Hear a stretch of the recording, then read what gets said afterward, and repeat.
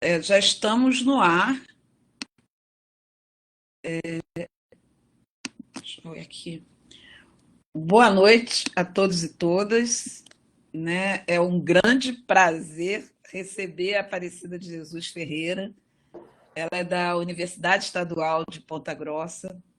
Hoje nós vamos conversar sobre letramento crítico e formação de professoras de línguas.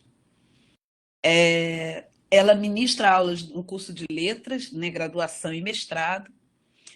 Ela foi professora visitante do King's College de London em 2018 e na Universidade de Bristol, UK.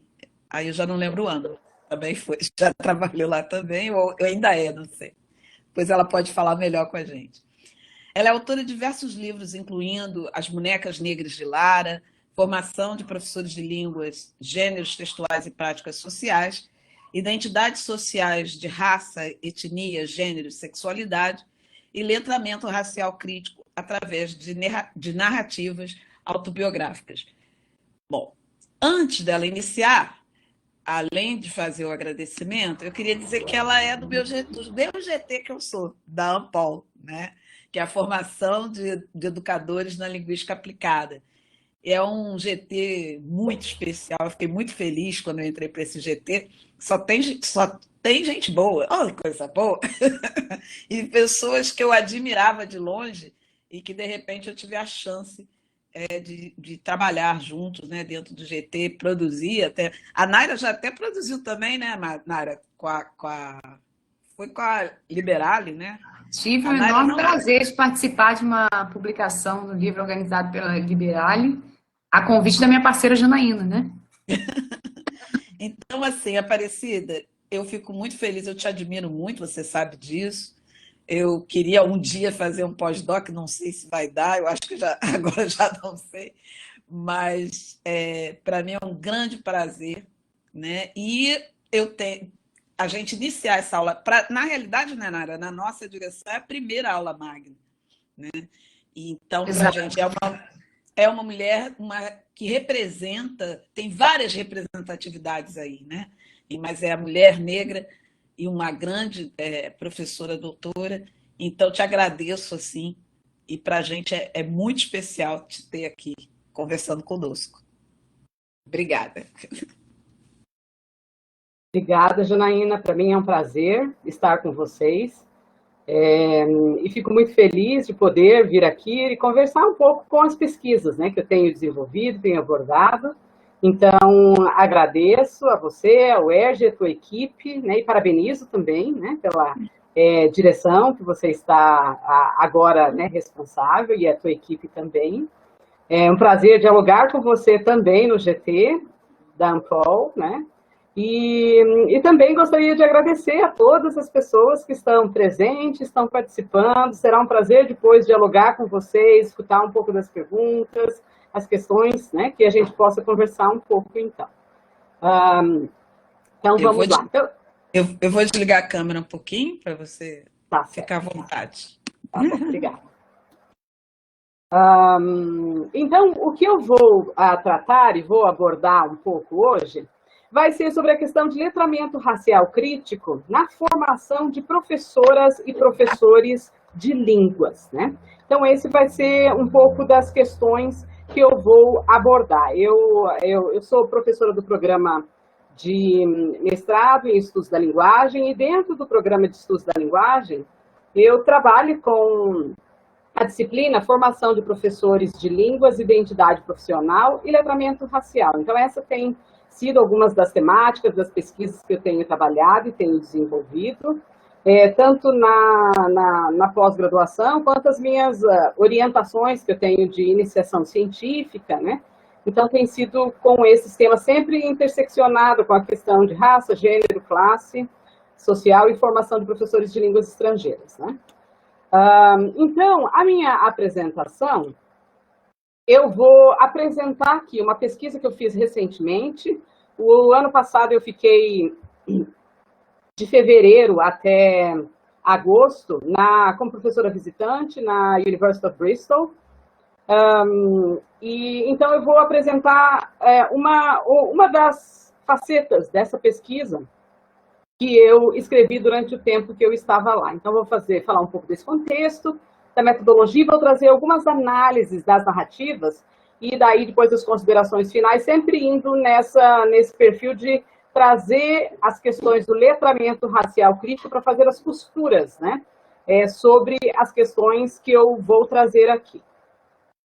Então, como é que se deu e como é que começou a questão do letramento racial crítico, né, na minha vida, na minha atuação profissional e pessoal, nas minhas práticas sociais, nas minhas ações e nas minhas relações sociais. Então, é importante, eu acho, que eu trazer um pouco, né, como é que isso se deu. Eu já venho há algum tempo discutindo as questões raciais dentro das minhas pesquisas, e em um determinado momento, eu sempre trabalhei muito com a questão do letramento crítico.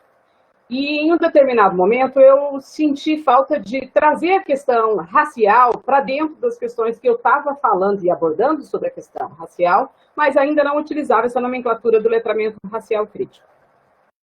E foi no momento que eu estava pesquisando e trabalhando muito com relação das questões de narrativas autobiográficas, e naquele momento, que eu ainda utilizo, é a questão da teoria racial crítica. A teoria racial crítica vê a questão de ver a raça como centro da análise para as pesquisas e também vê o racismo como endêmico na sociedade.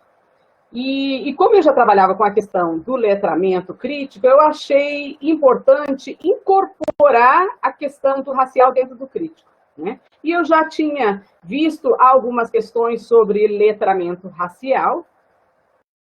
No entanto, como as minhas pesquisas abordam, eu me vejo dentro do campo da linguística aplicada à crítica, da educação linguística crítica, da teoria racial crítica, aí eu incorporei a questão do letramento racial crítico para se equiparar as demais questões críticas que eu tenho trabalhado, né? Então, foi nesse momento que surgiu a questão do letramento racial crítico, então. E eu fui fazer uma pesquisa para entender como é que isso estava sendo utilizado em outros contextos, e naquele momento encontrei uma pesquisa que estava falando sobre a questão do letramento racial crítico no contexto estadunidense. E daí eu trouxe essa perspectiva incorporando nas questões de ensino de língua inglesa, que é onde eu me vejo e me coloco, né, que eu trabalho com formação de professores de línguas, né, mas mais especificamente com a questão de língua inglesa, né.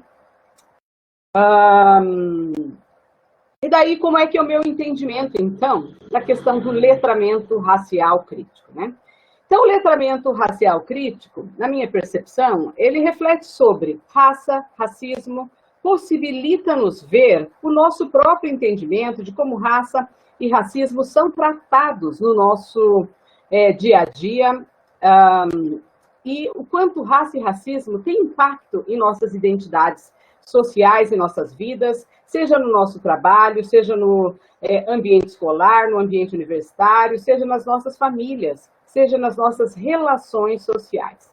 E como formadora de professoras que sou, entender a importância de utilizar o letramento racial crítico na minha prática pedagógica é de extrema relevância, para que assim eu possa também colaborar para que tenhamos uma sociedade mais justa, com igualdade e com equidade.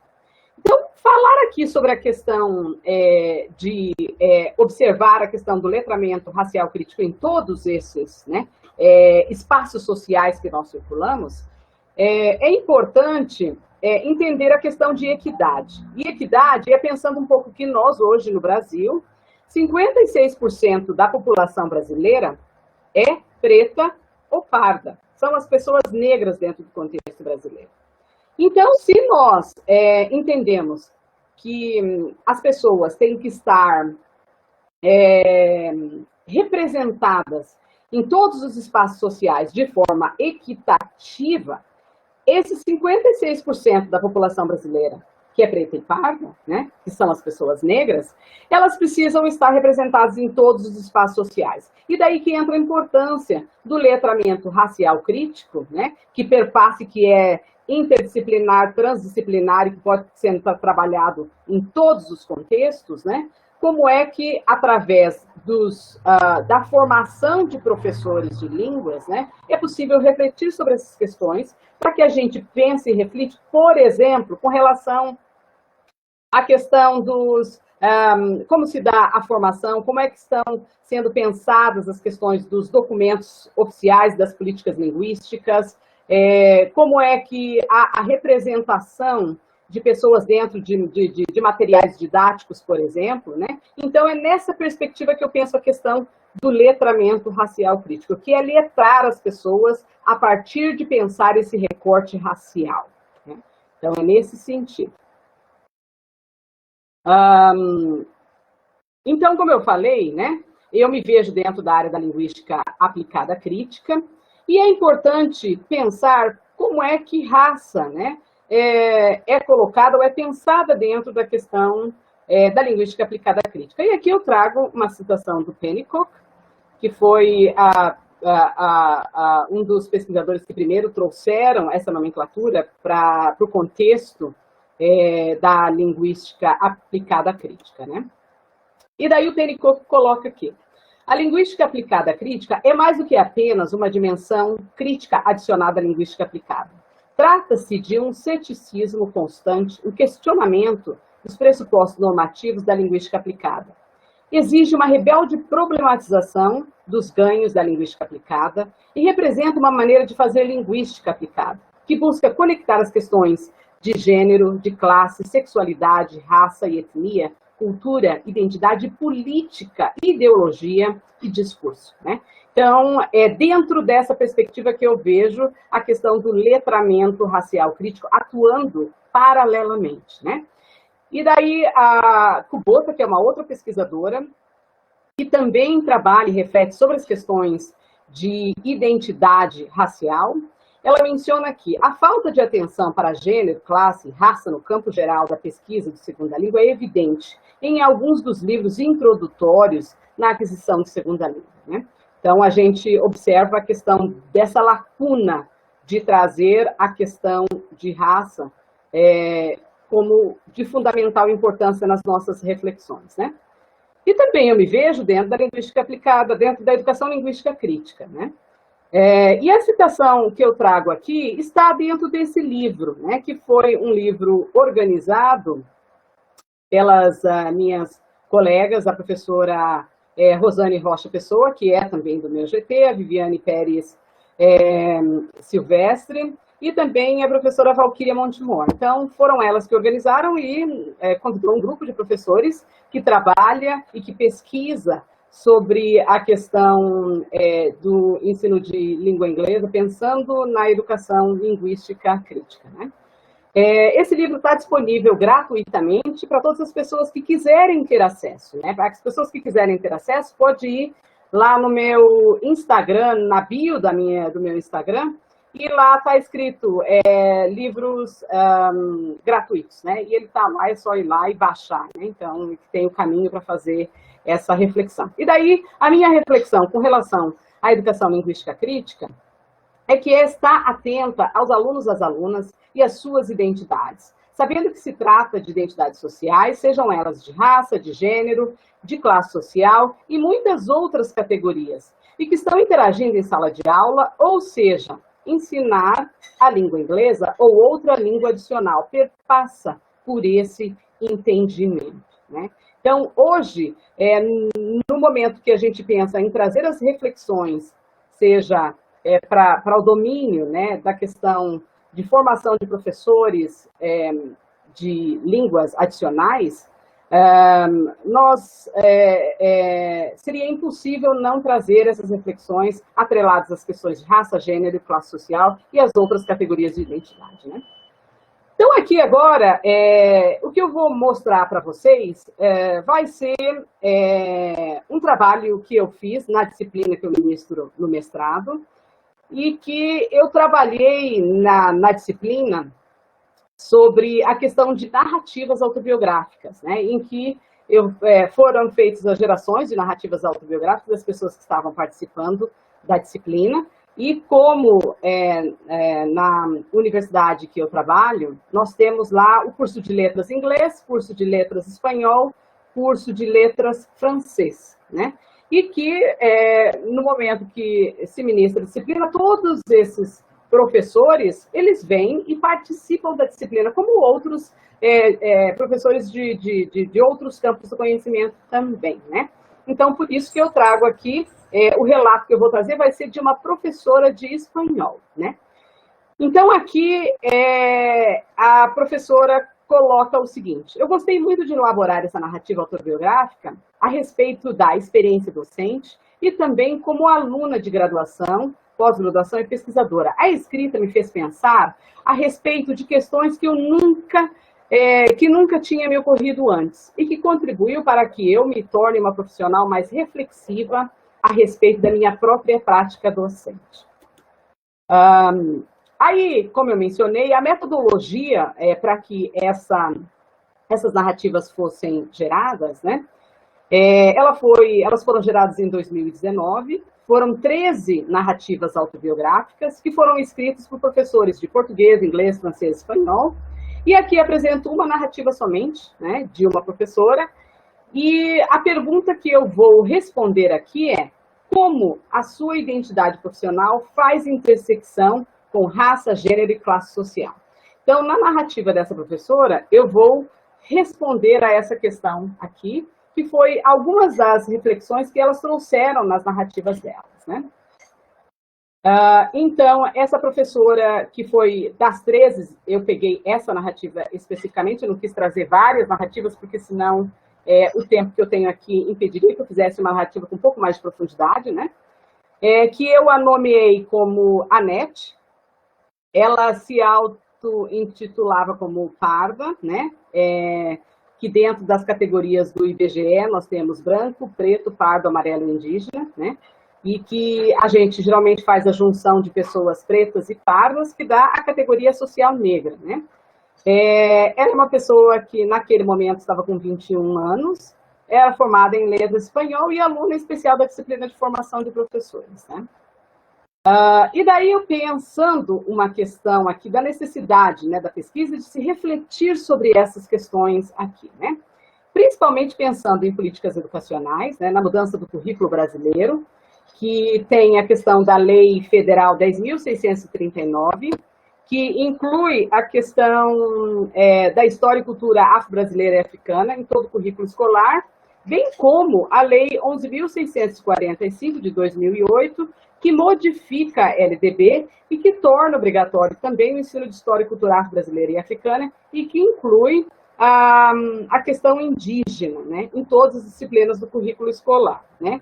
E que essas duas leis, elas são modificadas, né? Elas modificam a LDB de 1996, que é a Lei de Diretrizes e Bases. E daí é importante pensar também sobre a questão do PNLD, que é o Programa Nacional do Livro Didático. E dentro do Programa Nacional do Livro Didático, a última edital, né, trazia que na questão do PNLD, né, é importante a questão do respeito, né, das pessoas diversas e de diversos grupos étnico-raciais, né? Ou seja, não é possível que se tenha a questão de qualquer tipo de preconceito, racismo, discriminação dentro dos materiais didáticos, né? A BNCC, que é a Base Nacional Comum Curricular, também traz essas questões, né? E pensando também na necessidade do contexto brasileiro, em que nós temos um racismo que é estrutural e endêmico na nossa sociedade. E pensando também em políticas públicas e políticas linguísticas, estão relacionadas com a diversidade e o ensino de língua inglesa, língua espanhola, língua francesa e as demais línguas também adicionais. Língua inglesa eu coloquei aqui porque é mais dentro do campo que eu atuo, né? Então, a BNCC, ela menciona que a BNCC desempenha um papel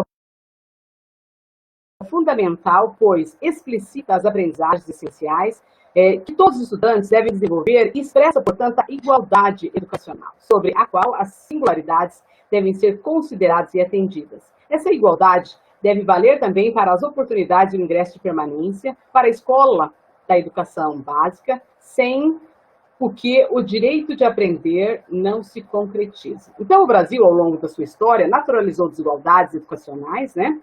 No entanto, essas desigualdades, que são amplamente conhecidas, né, estão definidas entre a questão de raça, sexo, condição socioeconômica, né, das questões voltadas para as questões familiares aqui. No que se refere ao PNLD de 2018, né, é importante mencionar que o PNLD traz a questão de promover positivamente a imagem de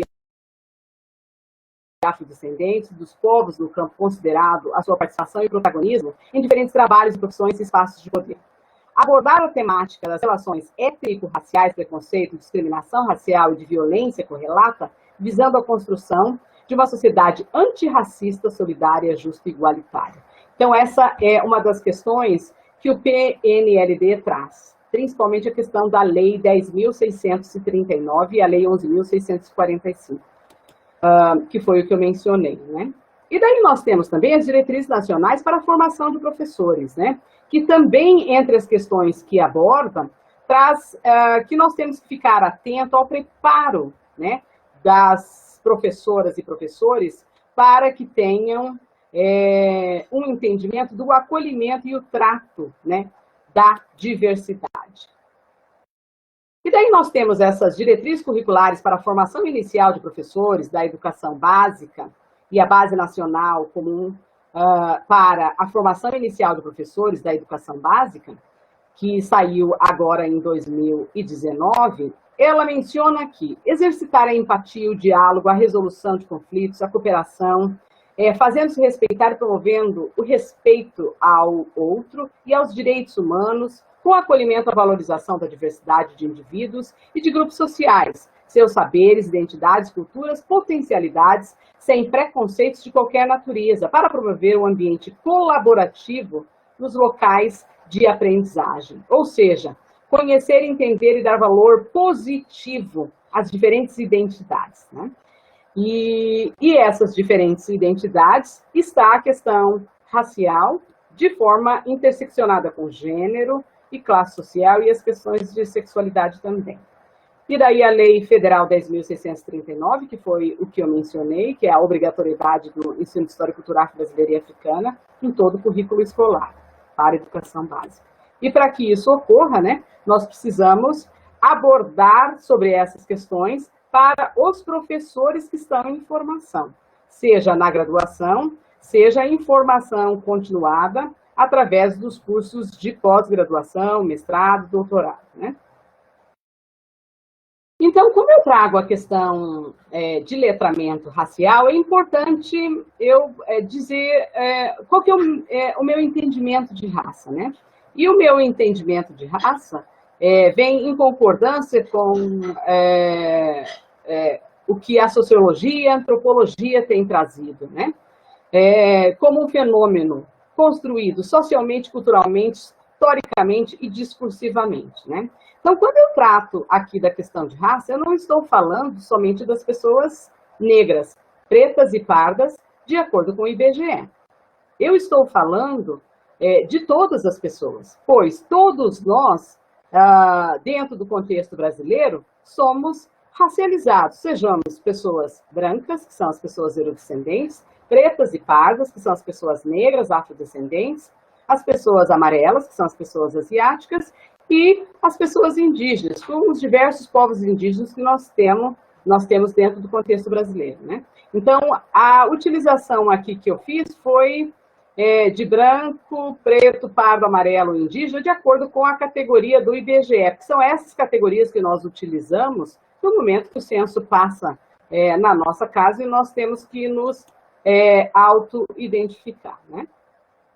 Então, aqui eu trago um pouco de quais são as referências, né, teóricas que eu utilizo no momento que eu vou tratar e abordar sobre a questão da pesquisa narrativa. Como foram narrativas autobiográficas que foram geradas na disciplina que eu ministrei, eu trago um pouco de qual é o referencial teórico que eu me baseio quando eu vou tratar da questão de pesquisa narrativa. Então, entre as pessoas que eu tenho, os pesquisadores que eu tenho utilizado, está no domínio da educação de uma forma mais ampla, Clondney e Connolly, né, que tem esse livro Narrative Inquiry, que está traduzido para o contexto brasileiro, que é pesquisa narrativa. E também tem utilizado o referencial teórico da pesquisa narrativa em estudos da linguagem e ensino de língua inglesa, mas que ele traz na questão do ensino de linguagem de uma forma mais ampla, né? Que é o Gary Barkhuizen e o Phil Benson e a Liz Chick, né? Que são uma das pessoas que têm sido que têm trazido que elas têm trazido e têm definido a questão da pesquisa narrativa, né? E no contexto brasileiro, nós também temos vários pesquisadores que também se utilizam da pesquisa narrativa dentro da questão do ensino e aprendizagem e formação de professores de língua estrangeira, né? Entre eles está a professora Tânia Romero, que organizou esse livro com várias pesquisas que tratam da questão de narrativas autobiográficas e a questão de identidade de professores de línguas. No campo dos estudos de pesquisa narrativa, trazendo a questão de raça, gênero, classe e sexualidade, eu organizei esse livro aqui, né, que é Narrativas Autobiográficas de Identidades Sociais de Raça, Gênero e Classe, que são vários pesquisadores, né, que contribuem para esse livro organizado, que tem 5 pesquisadores do Brasil e 5 pesquisadores de vários outros países. E também esse livro que foi editado pela Paula Cajala, Vera Menezes e Ana Maria Barcelos, né, que tratam também de pesquisas narrativas na questão do ensino de línguas estrangeiras, né? E para falar sobre a questão de identidade de professores e professoras de línguas, eu tenho utilizado esses pesquisadores aqui, né? E que trazem e refletem sobre a questão da importância, né, de nós observarmos e tratarmos das questões de identidades de professores no processo de formação de professores, pois isso possibilita que os professores se vejam e se coloquem nas suas várias identidades, né? E que essas várias identidades perpassam pela questão de gênero, de raça, de classe, e as vários lugares que essas pessoas e esses professores em formação possam estar posicionados, né? E daí, dentro dos estudos raciais críticos, eu tenho utilizado a teoria racial crítica, como eu mencionei, né? Que é a partir da Gloria Ladson-Billings, que é uma pesquisadora que trouxe para os estudos da educação essa terminologia. E letramento racial crítico, daí eu trouxe aqui alguns pesquisadores que têm utilizado também, que é sobre essa perspectiva que eu vou falar, né? E é bom observar que no Brasil nós temos um contingente importante de pesquisas e pesquisadores que têm trazido e tratado sobre a questão racial para o domínio, né, do campo da linguística aplicada e de língua estrangeira, né? Entre eles estão Miriam Jorge, nós temos o Romar Dias, tem a Joelma Santos, tem a Glenda Mello, Gabriel Nascimento, Elivan Ribeiro, e esse é um último artigo que foi publicado com a professora Tânia Romero e as suas orientandas também. E fora do contexto, em outros países, nós também temos um contingente importante de pessoas que têm, pesquisadores que têm trazido essas reflexões também, né? Então, a pergunta que eu vou responder é: como a identidade de uma professora ou professoras de línguas faz intersecção com raça, gênero e classe social? Mas aqui, especificamente, eu vou trazer de uma professora, né? Que é uma professora de espanhol. Então, a análise que eu fiz aqui, ela está dividida em 3 temas, né? Então, eu trago um momento que eu trago excertos que a professora reflete sobre um pouco antes da sua formação, na família e na educação básica, como é que essas questões eram vistas, né? Narrativas durante a formação de professoras e professores, experiências na universidade, e narrativas pós a formação de professores, né? No ambiente, pensando um pouco no ambiente de trabalho, né? Então, vamos lá. Então, a professora, essa primeira excerto, eu trago aqui, ela diz o seguinte, que eu nunca tive nenhuma experiência familiar que contribuiu para a minha decisão de ser professora. Até então, ninguém da minha família tinha feito curso superior. Sempre estudei na rede pública. Quando tinha 11 anos, sofri preconceito na escola por parte dos meus colegas e alguns professores, porque na época meu cabelo era bem cacheado e volumoso. E se eu fosse para a escola com o cabelo preso ou solto, era motivo de fazerem piadinhas. Então, com 12 anos, alisei o meu cabelo. Foi como se eu tivesse apagado um pouco da minha identidade. Mas, a partir do momento que eu fiz isso, nunca mais ouvi nada, pois fiquei normal, entre aspas, igual a todos. Foi a partir dessa experiência que hoje tenho mais interesse em estudar, saber mais sobre questões sociais de raça. Então, a experiência da Anete aqui, né? O ambiente familiar é uma das agências de letramento, ou seja, é o local em que as primeiras experiências de formação e de letramento ocorrem. Então, nessa fase do crescimento da criança, é importante que ela tenha experiências com o letramento racial crítico.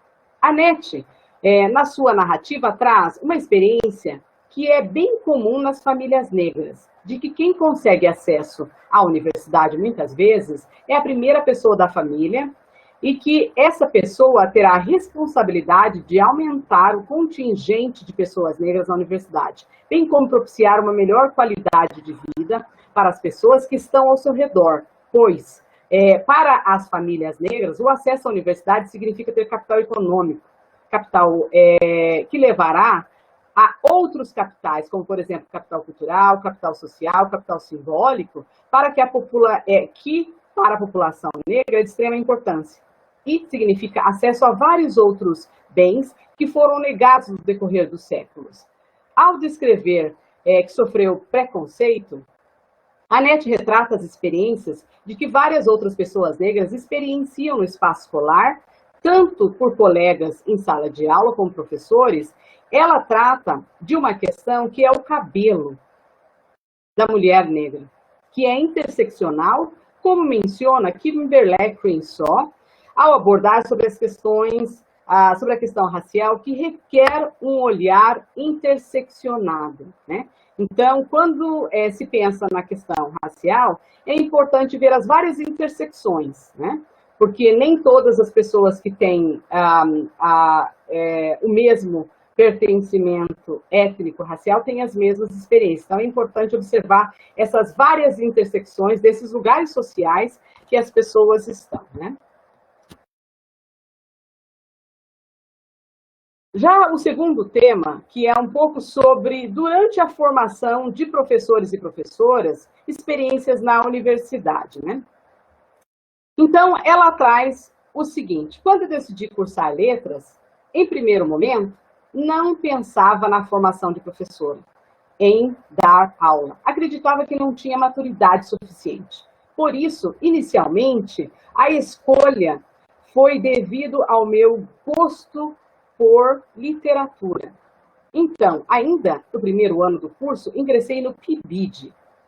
Significou muito para a minha formação como professora, pois foi lá que comecei a ler formação de professores, tive um contato maior com os alunos, exercitei a língua espanhola. Foi a partir dessa experiência que fui me encontrando como professora e que era aquilo que eu queria me tornar. Além disso, tive uma disciplina específica na graduação chamada Seminários Temáticos, em que a professora trabalhou temas importantes tanto para a formação como professora, mas também para a formação humana, como, por exemplo, educação especial, identidades sexuais de gênero, identidades étnico-raciais e juvenis.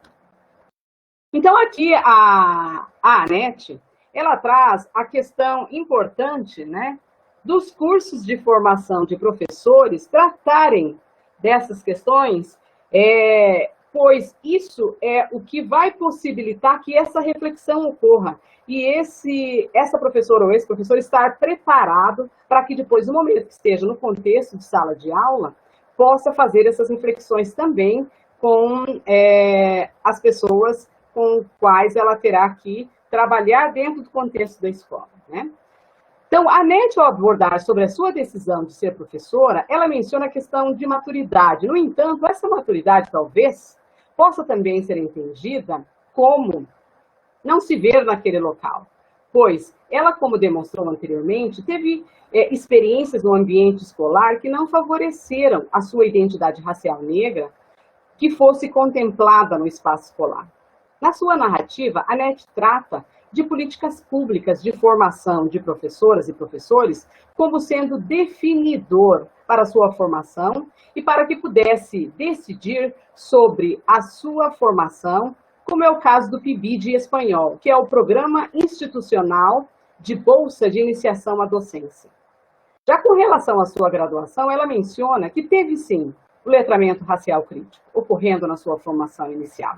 Ou seja, uma vez refletido sobre as questões de raça na graduação, traz para a compreensão de que o conhecimento empodera, gera interesse em pesquisa e fomenta as pessoas para que sejam críticas e reflexivas acerca de questões de raça, né? E daí agora nós vamos para um terceiro tema e reflexão, que daí seria após, né? Na formação, após a formação, no momento de trabalho, né? Então, ela coloca aqui que depois que ela terminou a graduação, ela pôde perceber o quanto o curso modificou os conceitos conservadores que tinha sobre alguns temas, como, por exemplo, em relação a gênero e a questão de raça, né? Eram assuntos que tinha uma opinião formada, porém nenhum conhecimento. Ao longo do caminho, lendo diversos textos, ouvindo opiniões distintas e convivendo todos os dias com diferentes pessoas, consegui perceber o quanto evoluí, mas que posso ainda mais, né? Então, ela está refletindo isso, posso ainda mais, porque é uma aluna que está fazendo uma disciplina no mestrado, né? Em estudos da linguagem, em uma disciplina que dentro do mestrado em estudos da linguagem reflete especificamente sobre formação de professores de língua, identidades docentes e também letramento racial, né? Então, para a Anete, o curso de graduação em espanhol foi fundamental para que ela entendesse como as questões de ensino e aprendizagem de língua espanhola está relacionada com as questões de raça, gênero e quanto essas questões modificaram a sua forma de ver o mundo, ou seja, o curso de letras espanhol fez a diferença da forma com que ela é uma profissional da área da linguagem, né?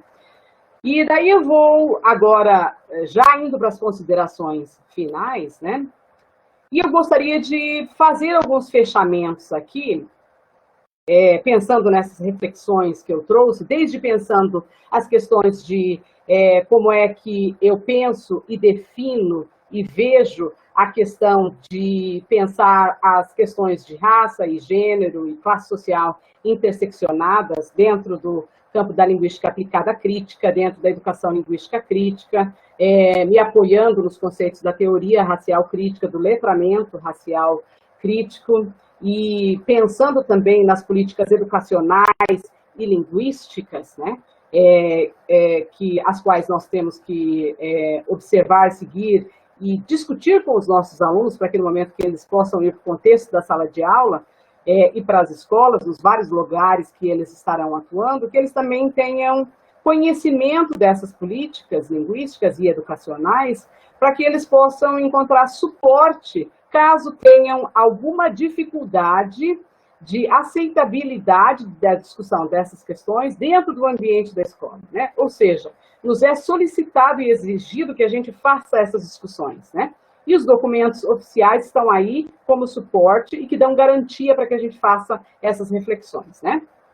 Então, o que os cursos de formação de professores de língua têm feito pensando um pouco em necessidades de práticas de letramento racial e ações antirracistas que nós podemos ter, né, pensando os cursos de formação de professores de línguas, né? Então, o que os cursos têm feito no sentido de incluir disciplina nos cursos que abordem sobre a temática racial e suas interseccionalidades, né? Incluir referências bibliográficas que tenham outras perspectivas epistemológicas que não sejam somente eurocêntricas, né? Então, quantas e quantos autores e autores são lidos anualmente nas disciplinas de formação de professores que são negros e indígenas, por exemplo, né? Então, nós precisamos demonstrar nas nossas ementas, nas referências bibliográficas, nas nossas escolhas, que não sejam somente escolhas eurocêntricas, né? Então, quem são as pessoas que nós orientamos nos nossos TCCs, nos nossos mestrados, nos nossos doutorados?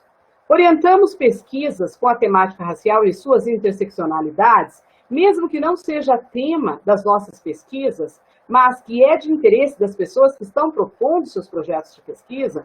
Então, essa é uma questão importante, porque eu tenho escutado relato de várias pessoas que, quando chegam nos programas, eles têm interesse de fazer pesquisas com essas reflexões, e muitas vezes não têm encontrado orientadores e orientadoras que acolham pesquisas que tenham o interesse de pesquisar sobre as questões raciais interseccionadas com raça, com gênero, classe social e sexualidade, por exemplo, né? Então, essas são algumas das questões que nós precisamos pensar, né? Quem são as pesquisadoras e pesquisadores citados nos nossos artigos em momento que nós fazemos as nossas publicações em livros e periódicos, por exemplo? As nossas escolhas demonstram os grupos raciais que nós escolhemos para dialogar. As pessoas, né, que nós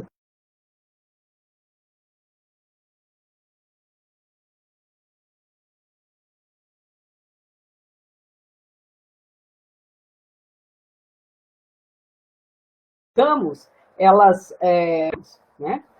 As pesquisadoras e pesquisadores negros, né, não somente tratando da questão racial, mas também, né, na sua área de atuação. Quantos livros de literatura são lidos nos cursos de graduação e pós-graduação para o preparo das professoras e professores trabalharem com literatura nas escolas da educação básica, cursos privados de línguas e nas universidades, que são autores negros e negras e indígenas, ou livros que tenham personagens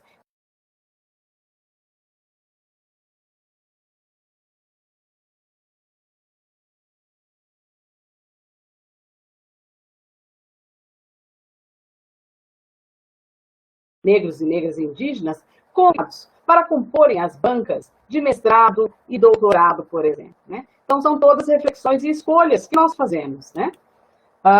Então, necessitamos de práticas de letramento racial críticas e ações antirracistas, porque no Brasil, 56% da população é negra, preta e parda. Essa população precisa estar representada nos currículos, ou seja, nas bibliografias escolhidas, pois trazem conhecimentos, epistemologias, teorias que perpassam as experiências vividas, né?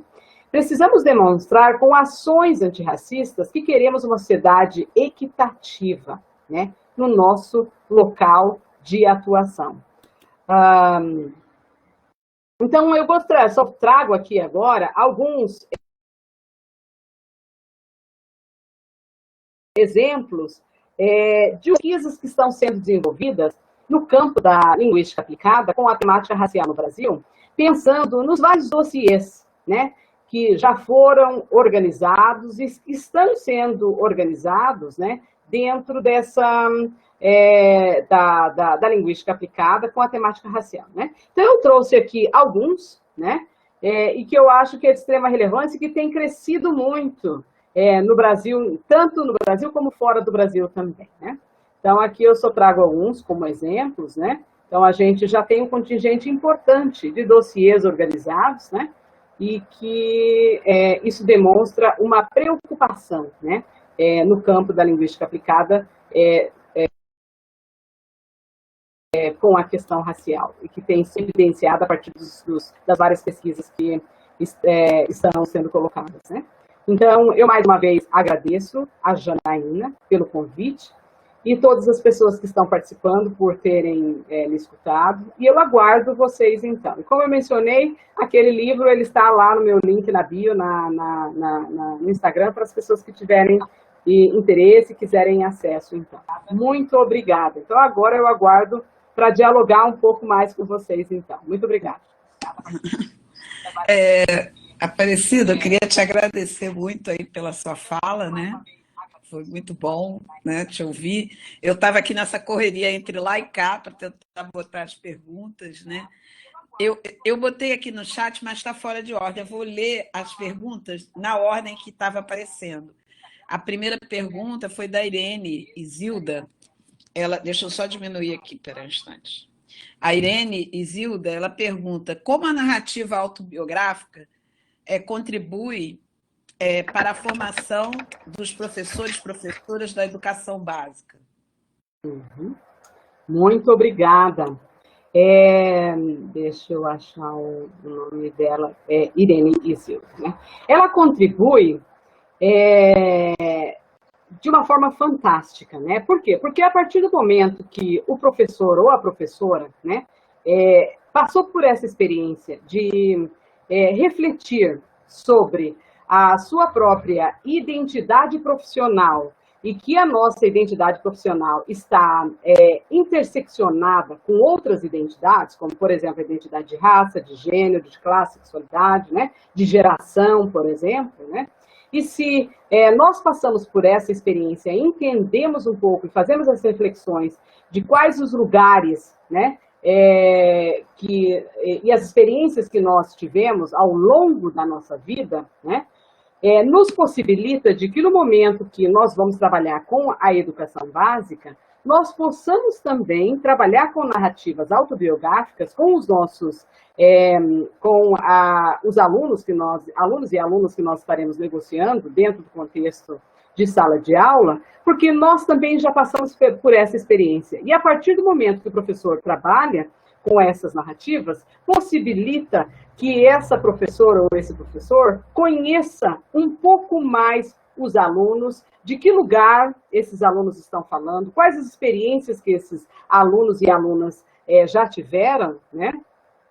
E isso possibilita que o professor se aproxime um pouco mais e entenda, né, de que lugar social esse aluno ou aluna, né, está falando, né? Então, eu acho que essa é uma das experiências, né?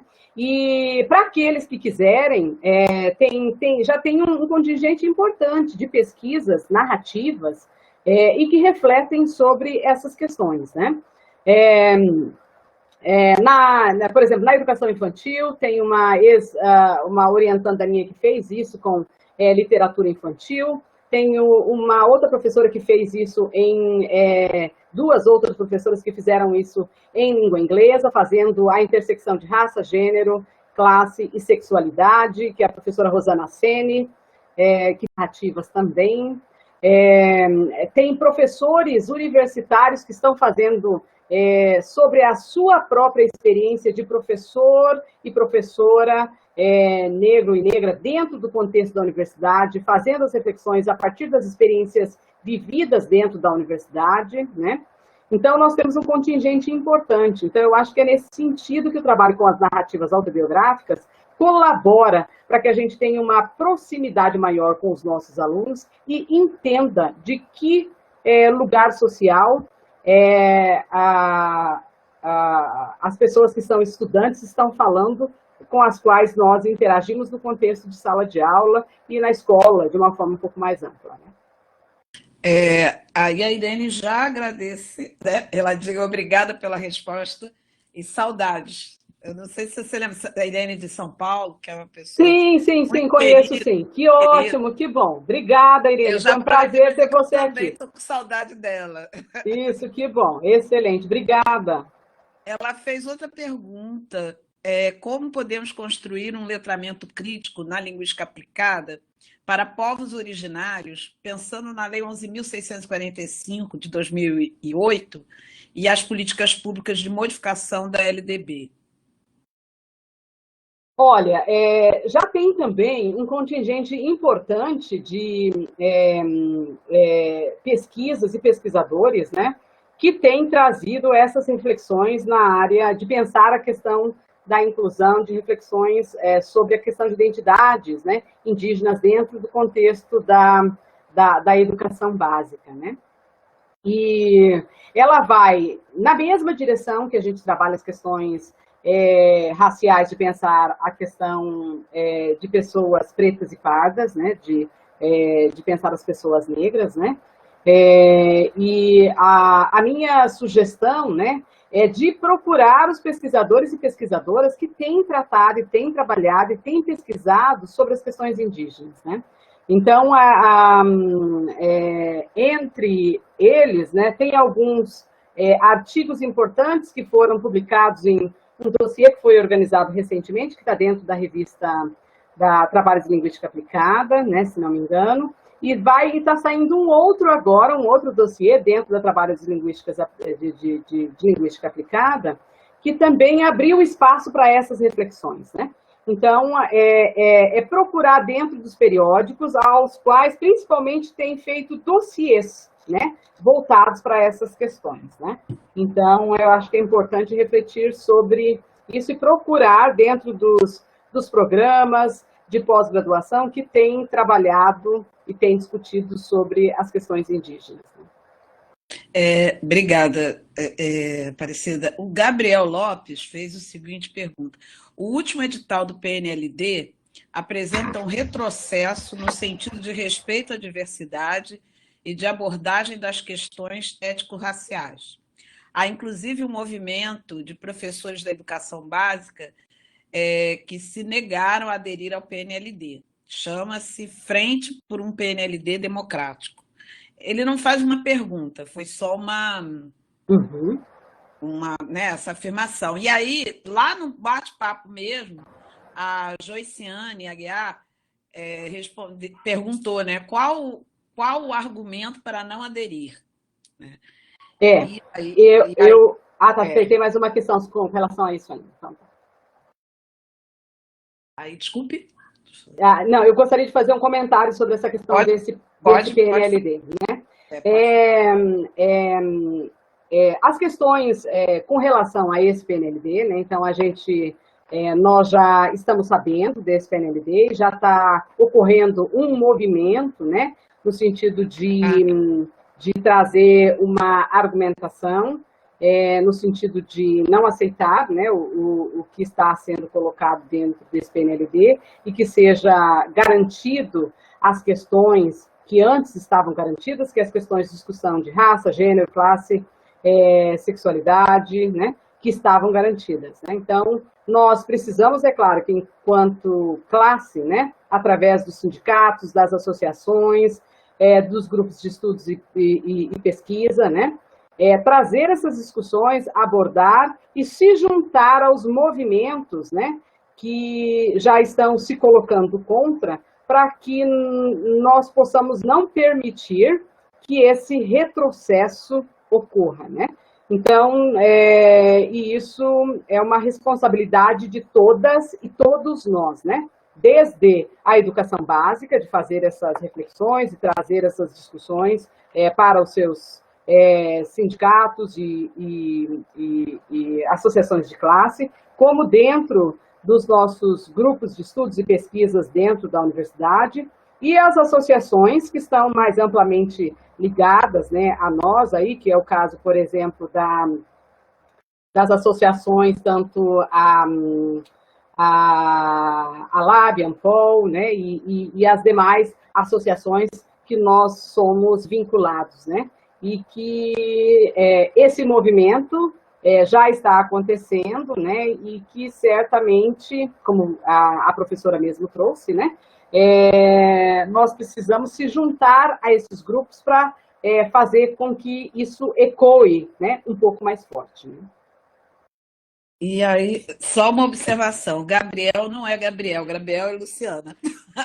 Ah, tá certo. É porque ela está usando o celular de alguém, né, que é o nome de Gabriel, e Luciana é minha orientanda.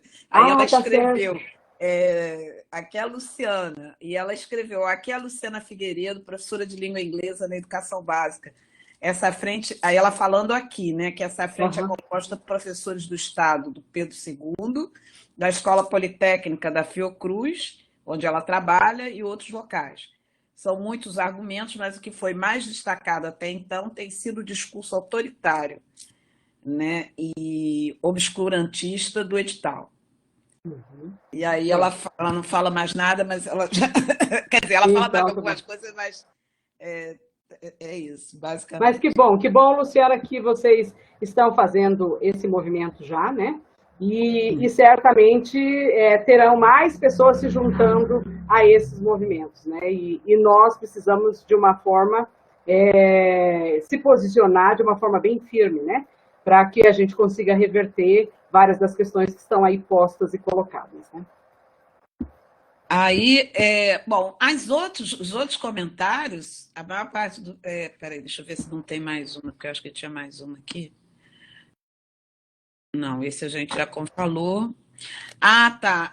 Outra pergunta que também é da Luciana. Quais são as questões essenciais na construção e aplicação de um currículo antirracista no ensino-aprendizagem de língua inglesa na educação básica? Então, as questões essenciais, Luciano, né? É Luciana, sempre. É Luciana, né? é. As questões essenciais, Luciano, né? São, pensando, por exemplo, no momento que se está na educação básica, como é que os professores e professores que estão atuando, os docentes, né, as pessoas docentes que estão atuando naquele lugar, podem construir, dentro do seu local de trabalho, um currículo, né, que considere essas questões e que esteja permeado e que trabalhe ao longo do ano, e que não seja aquilo de trabalhar só em momentos específicos ou em datas específicas, comemorativas, e que o trabalho sempre seja feito de uma forma interdisciplinar, considerando um trabalho que você possa fazer com outros e outras docentes, né? E também fazer essa construção do que será abordado e tratado com a colaboração das estudantes e dos estudantes daquele contexto, né? Porque para garantir que as necessidades das estudantes e dos estudantes também estejam contempladas, né? Então, essa é uma forma de construção de uma educação antirracista democrática, né? Que se possa escutar, é claro que todos e todas os docentes que estão dentro daquele contexto, bem como as vozes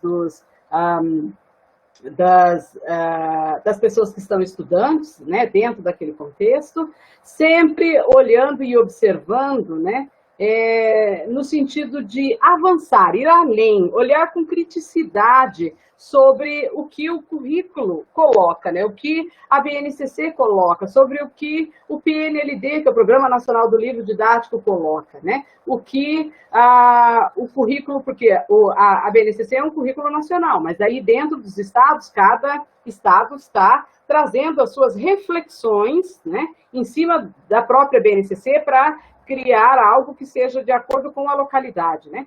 Então, é desafiar, pensar sempre de uma forma crítica, né? E como que pode ser construído um currículo para o lugar que você está atuando, que faça sentido para as pessoas que estão naquele lugar, e que as pessoas sejam escutadas, sejam ouvidas e tenham uma participação efetiva, né? Então, essa é a questão. Não tem receita, né? É uma questão de colaboração e de construção em conjunta, e também se baseando, né, como você viu ali, eu trouxe vários dossiês e várias pesquisas que têm sido feitas a respeito dessas questões, tanto no Brasil como fora do Brasil, né? Então, se apoiar nessas pesquisas, observar, ver quais são as pesquisas que têm sido feitas em âmbito nacional e internacional, dialogar com essas pesquisas, né? Trazer essas pesquisas para que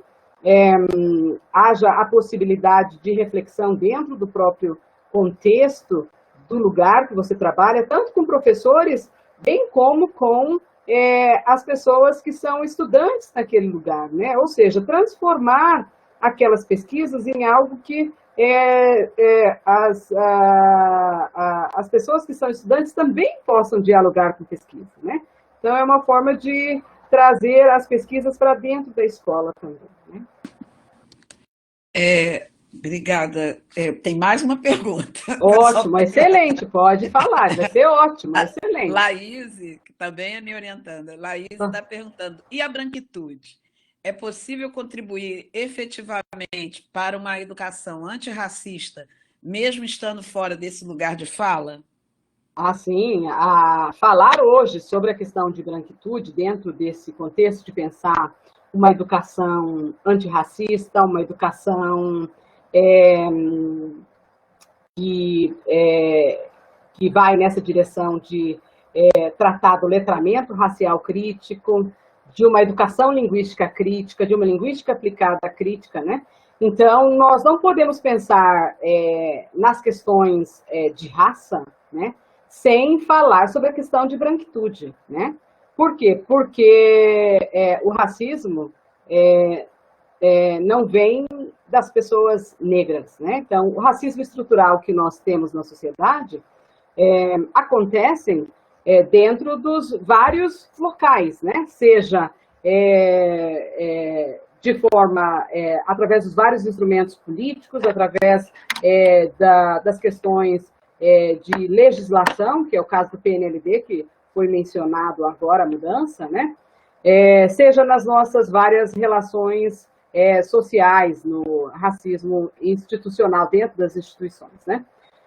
Então, nós não conseguimos e não podemos pensar hoje em uma mudança estrutural na sociedade sem o apoio da população e das pessoas brancas, porque as pessoas negras não estão em posições e em lugares de poder, né? E essas mudanças que são necessárias, né, elas são necessárias que elas ocorram dentro desses lugares e dentro dessas instituições, né? E nós não conseguimos pensar em mudanças significativas e estruturais sem o apoio da população branca. Mas, para isso, há uma necessidade de que a população branca também escute e reflita sobre o privilégio de ser branco na sociedade brasileira, né? E essa questão de discutir sobre o privilégio de ser branco na sociedade brasileira olhar esse lugar de norma, de normatividade que a pessoa branca está posicionada, né? Então, dando exemplos, quando nós vamos olhar e fazer uma análise de livros didáticos, eu trabalho muito com a análise de livros didáticos.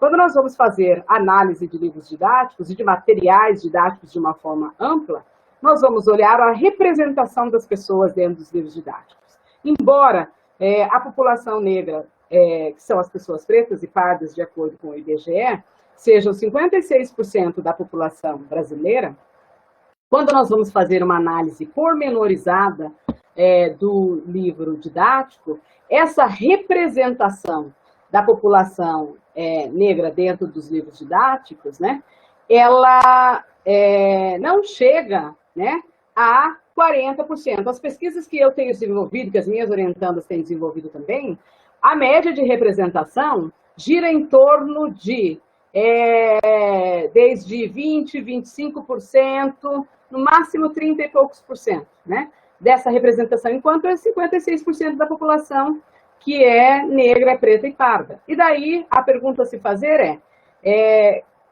quem são as pessoas que estão fazendo esses livros didáticos? Quem são as pessoas que estão escolhendo as imagens, os assuntos, os temas, as reflexões que estão dentro do livro didático, né? E, então, são pessoas que estão em lugar de privilégio e que trazem a sua própria representação para dentro desses materiais, né? Então, são essas as reflexões que nós temos que fazer, né? Fazer um trabalho em conjunto, né? Com as pessoas de vários pertencimentos étnico-raciais, para que a gente, de fato, possa fazer mudanças significativas, né? Para esse racismo estrutural que é evidenciado na nossa sociedade. Obrigada, obrigada. O pessoal está agradecendo lá também, tá? Tá bom, que ótimo. Obrigada, Luciana, agradecer, o pessoal tem agradecido. Tem muitos likes também, Cida, muitos likes. Que bom, que bom. Face, e tem algumas coisas, estão falando também que é muito importante essa apresentação, que é muito importante essa sua fala. E tem o Jorge Paulino sugeriu trabalhos de Lia Weiner.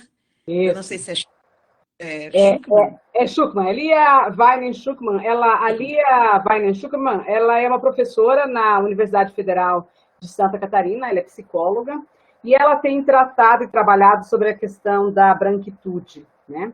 Então, para as pessoas que têm mais interesse para ver a questão da branquitude, tem um dossiê que foi elaborado pela revista ABPN, que é a revista da Associação Brasileira de Pesquisadoras e Pesquisadores Negros e Negras, em 2014, e que lá naquele dossiê tem um número significativo de artigos que refletem sobre a questão de branquitude e branquidade dentro do contexto educacional de uma forma mais ampla. Então, eu sugiro, né, que vocês possam olhar e ver sobre esse dossiê, né, que ele traz as várias possibilidades de fazer essas reflexões, né, e que também dá sugestões de várias referências, bibliografias, né, que podem ser utilizadas para essa reflexão sobre a questão da branquitude. Ah, que ótimo. Lá tem sempre, no Face tem sempre um atrasozinho, né? Isso. Então, agora que a Laís está agradecendo, muito obrigada. É super importante essa discussão, né? Que bom, que ótimo, excelente. Que ótimo. Eu acho que eu copiei todas as perguntas. Então, tá bom. Eu acho que é isso. Então, eu queria te agradecer mais uma vez, Aparecida, por essa conversa. O pessoal ficou animado aí, né? Eu acho que bom, que ótimo. Eu ficando, mas não dá para ficar a noite toda. Mas aí eu queria te convidar. A Naira está dizendo ótima palestra e ótimas perguntas. Excelente. Aí eu gostei muito das perguntas, né? O pessoal participou bastante, eles participavam, inclusive, conversando entre eles. Que ótimo, que bom. Aí a gente vê, né, Janaína e também Naira, a importância dessas reflexões e o quanto que as pessoas estão com vontade, né, de trazer essas reflexões para dentro das nossas, né, discussões, seja para a formação de professores, seja para pensar material didático, seja para pensar as políticas educacionais e políticas linguísticas, como elas apareceram aqui, né? Então, fantástico, né? A Naira também falou, que alguns perguntaram o que ela também queria perguntar, né? E as perguntas foram, assim, de muita importância, gostei muito, muito obrigada pelas perguntas, vocês possibilitaram que eu pudesse falar um pouco mais, né?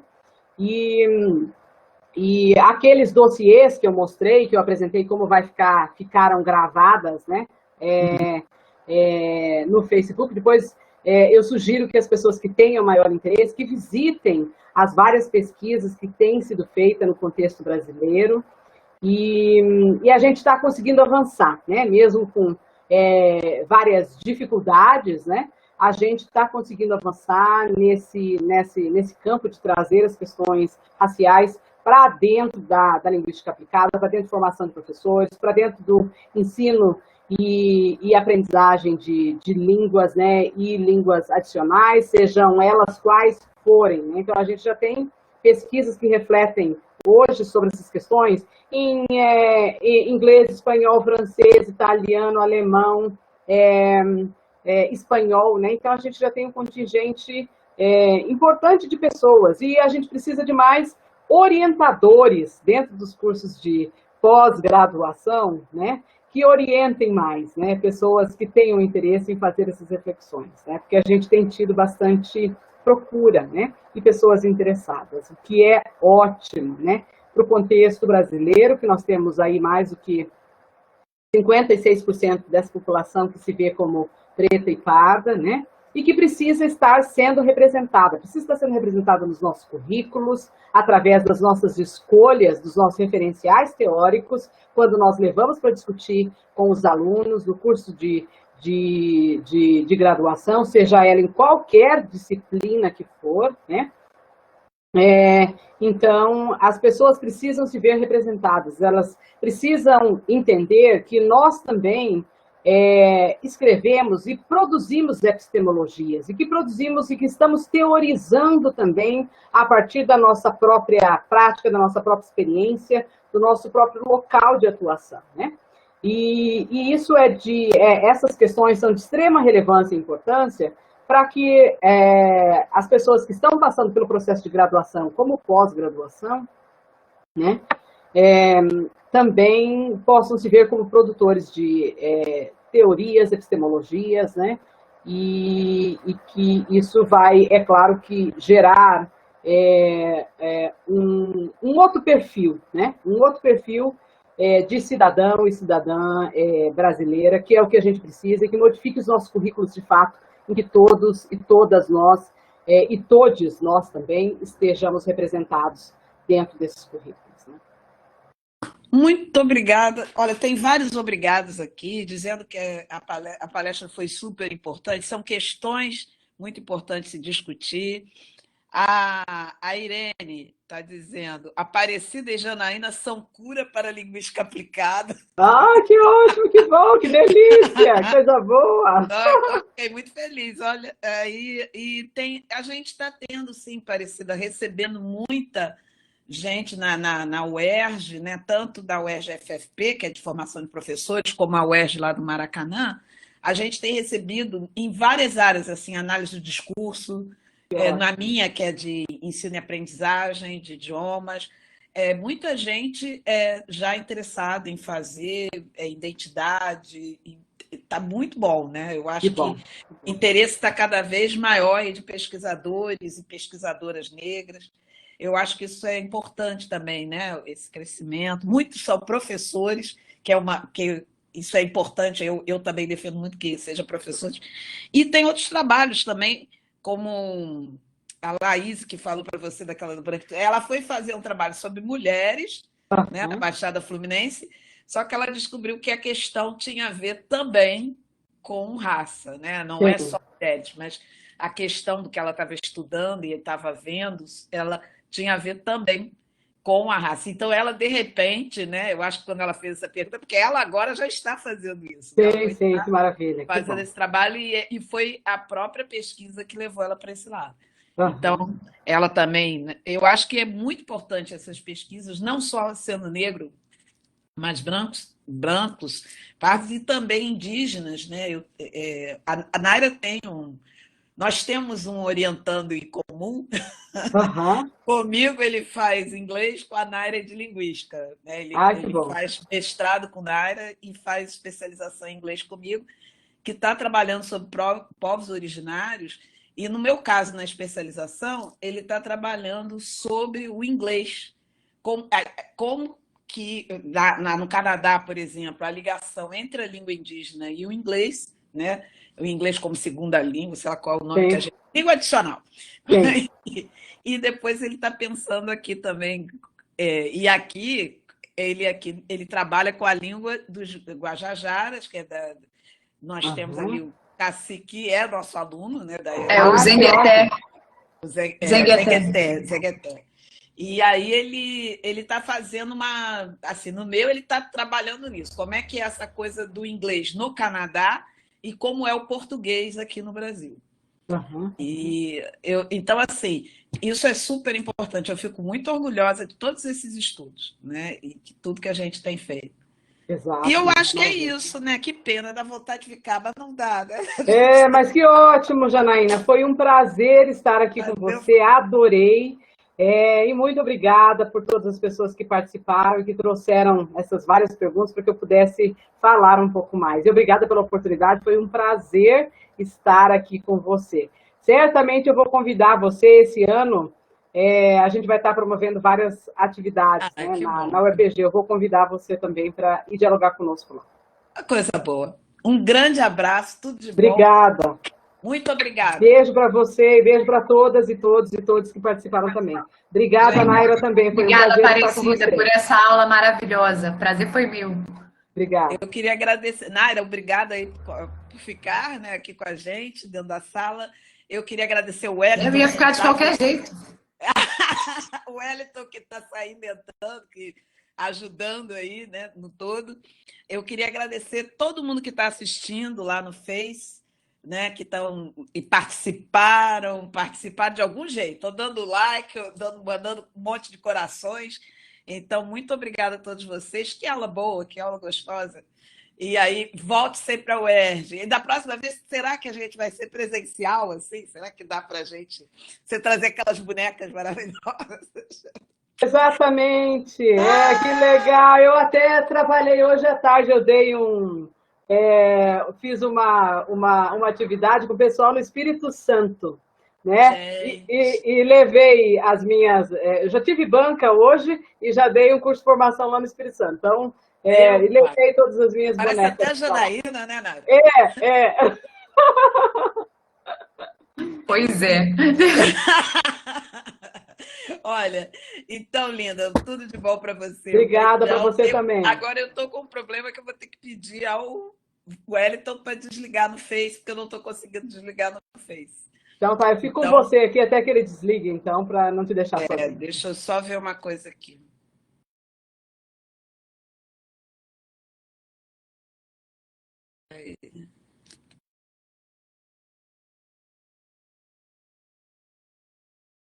Gente, só um minutinho.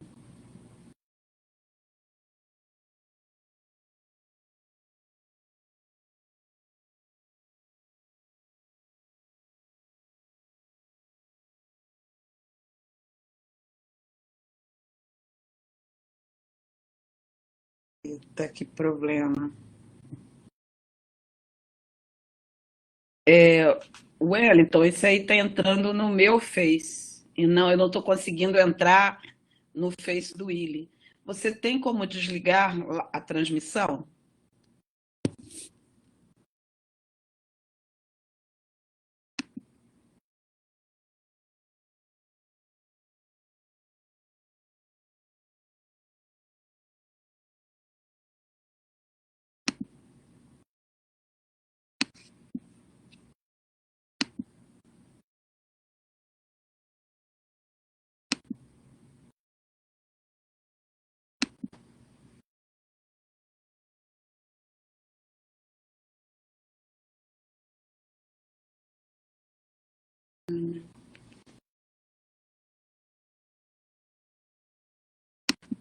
Ah, já sei o que eu faço, peraí. Já sei o que eu faço.